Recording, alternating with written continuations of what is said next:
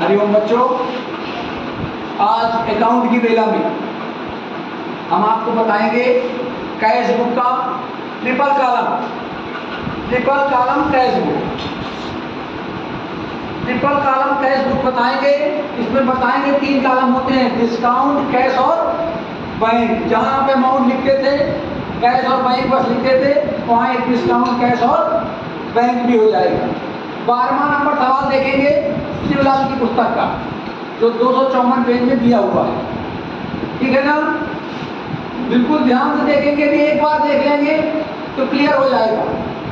ठीक, अपन पहले से ही जानते हैं, काफी सवाल लगा चुके हैं कि डेबिट पक्ष में रिसीप्ट और क्रेडिट पक्ष में पेमेंट लिखा जाता है। मैं जो जो प्राप्तियां होंगी इधर और जो जो भुगतान होगा उधर लिखा जाता है। अब हम क्रम बाय क्रम से देखेंगे कौन कौन से सौदे किए गए हैं। पहला दिया गया 2023 में बैलेंस दिया गया रोकड़ बाकी 1000 और 2500। टू बैलेंस बिडी लिख करके 1000 और 2500 रुपए लिख देना है, कैश कॉलम और बैंक कॉलम में। ठीक, क्लियर हुआ। फिर आगे जाएंगे जनवरी 4 को मोहन से 660 रुपए प्राप्त हुआ, क्योंकि इस तरफ प्राप्ति पक्ष है, सब प्राप्त वाला ही लिखना है। 660 रुपए प्राप्त हुआ है तो 660 रुपए लिख देंगे। कहाँ लिखेंगे 660 रुपए? कैश में। और 10 रुपए डिस्काउंट दिया है तो 10 रुपए डिस्काउंट में लिख देंगे। फिर 4 तारीख के बाद है 5 तारीख को बैंक में जमा कराया, ये होगी कॉन्ट्रा एंट्री। प्रति या विपरीत एंट्री इसको कहते हैं, जो एक ही टिप पर दोनों पक्षों पर की जाती है। एक ही टिप पर दोनों पक्षों पर की जाने वाली एंट्री कॉन्ट्रा एंट्री कहलाती है। मैंने आप लोगों को थ्योरेटिकल इसकी लिखवाई है। ठीक है ना, एक तरफ तो कैश लिखना है और दूसरी तरफ भाई बैंक लिखना है।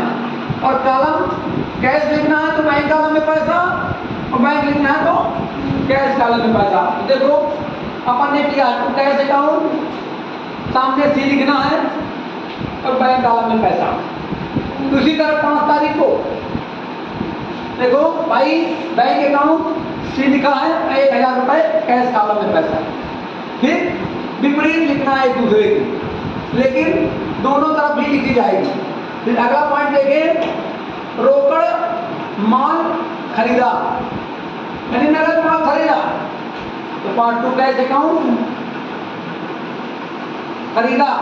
तारीख कितनी तारीख पर है? खरीदा हमेशा कहाँ लिखा जाता है? बाई की तरफ लिखा जाता है।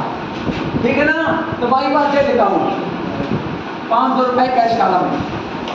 फिर देखो जनवरी 11 को दिया, राम को चेक से 240 रुपए अदा किया और 10 रुपए कटौती दी।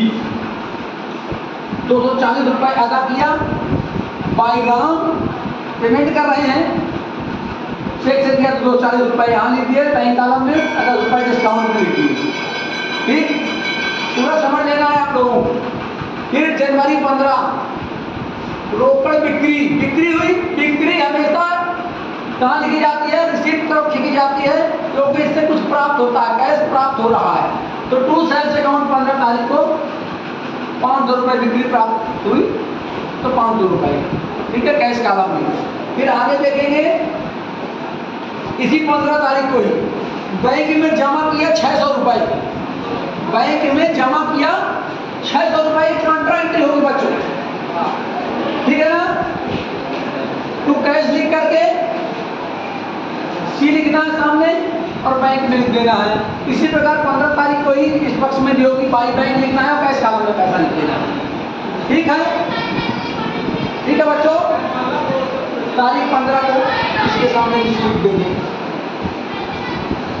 ठीक, आप देखो 18 तारीख को जनवरी 18 श्याम से 500 रुपए का चेक प्राप्त हुआ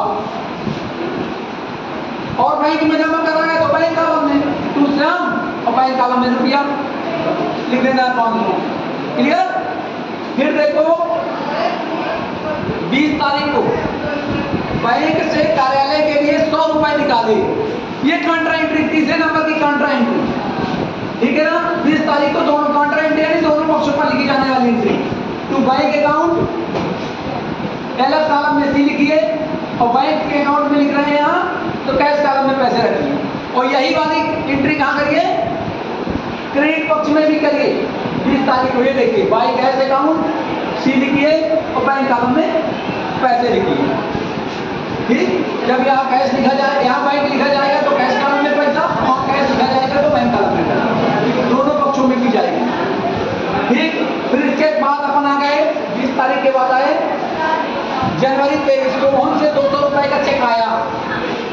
सोहन से 200 रुपए का चेक आया 23 तारीख को। तू सोहन 200 रुपए का चेक आया, कैश में लिखना है क्योंकि चेक आएगा तो बैंक में नहीं जाएगा, वो भज जाएगा, भुना लिया जाएगा वो, तो कैश कॉलम में लिखना है। ओके, इधर वाला कंप्लीट हुआ। फिर देखिए बैंक 26 तारीख को बैंक से 200 रुपए का चेक भेजा तो 23 तारीख को सोहन से आया था, यही सोहन से जो आया था चेक उसको भेजा 26 तारीख को, तो 22 सोहन और 200 रुपए कैश कॉलम में।